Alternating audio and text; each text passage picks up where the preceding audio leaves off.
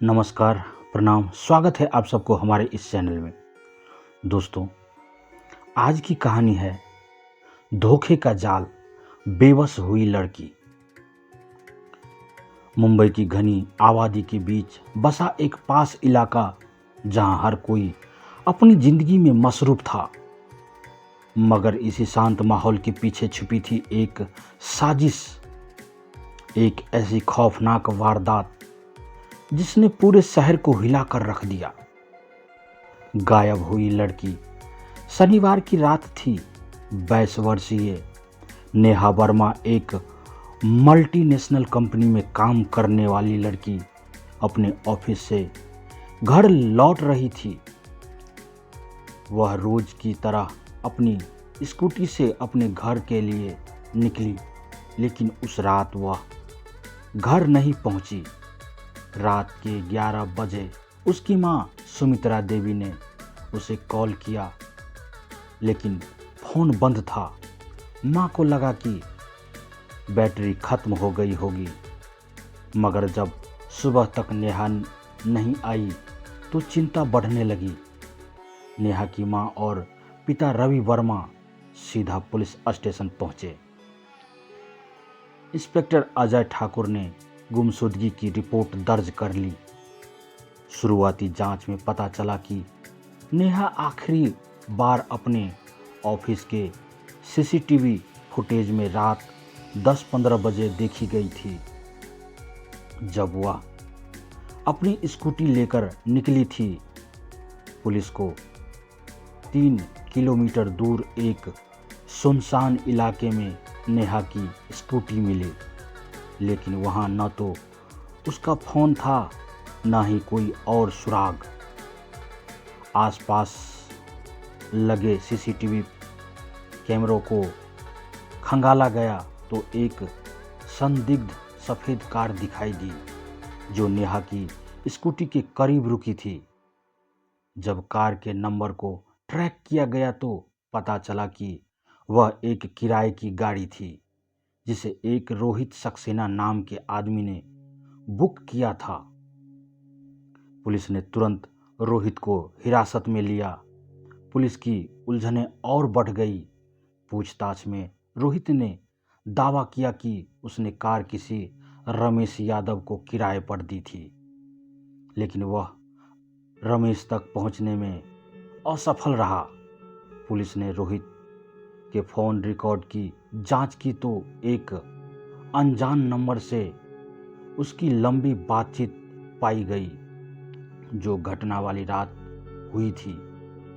जब इस नंबर की लोकेशन निकाली गई तो वह उसी इलाके की थी जहां नेहा गायब हुई थी। इस बीच एक मछुआरे ने पुलिस को खबर दी कि उसे समुद्र किनारे एक लड़की का पर्स मिला है। पर्स में नेहा की आईडी थी। पुलिस तुरंत वहां पहुंची और सर्च ऑपरेशन शुरू किया गया। कुछ ही घंटों में पास के जंगल में एक सुनसान झोपड़ी से नेहा को बेहोश हालत में बरामद किया गया। वह जिंदा थी, लेकिन बुरी हालत में थी। अपराधी कौन था? जब नेहा को होश आया तो उसने बताया कि उसे किडनैप किया गया था और उसके अपहरणकर्ता एक नहीं बल्कि 3 लोग थे। रमेश यादव जो गाड़ी चला रहा था, संदीप गुप्ता जो मास्टरमाइंड था, और रोहित सक्सेना जो पहले पुलिस को गुमराह कर रहा था। नेहा ने बताया कि इन लोगों ने उसे जबरदस्ती कार में डाल लिया था, लेकिन किसी कारणवश उसे मारने के बजाय जंगल में कैद रखा। पुलिस ने तुरंत रमेश और संदीप को पकड़ने के लिए जाल बिछाया। लोकेशन ट्रैक करते हुए एक पुराने गोदाम पर छापा मारा। वहां संदीप गुप्ता पुलिस को देख भागने लगा, मगर इंस्पेक्टर अजय ठाकुर ने उसे दबोच लिया। पूछताछ में एक और राज खुला। इस पूरी साजिश के पीछे नेहा की ही एक सहकर्मी प्रिया का हाथ था। प्रिया ने पुलिस को बताया कि वह नेहा से जलती थी। नेहा को प्रमोशन मिलने वाला था और प्रिया चाहती थी कि वह रास्ते से हट जाए, इसलिए उसने संदीप और रमेश से सौदा किया कि वे नेहा को अगवा कर ले और उसे इतना डराए कि वह खुद इस्तीफा दे दे। पुलिस ने प्रिया, संदीप, रमेश और रोहित को गिरफ्तार कर लिया।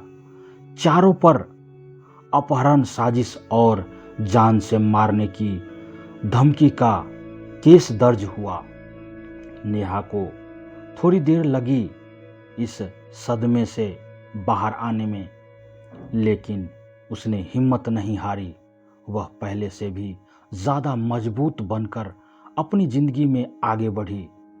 कभी कभी जलन और प्रतिस्पर्धा ऐसी घिनौनी हरकतों को जन्म देती है जिनका कोई तर्क नहीं होता, लेकिन कानून की नज़र से कोई बच नहीं सकता।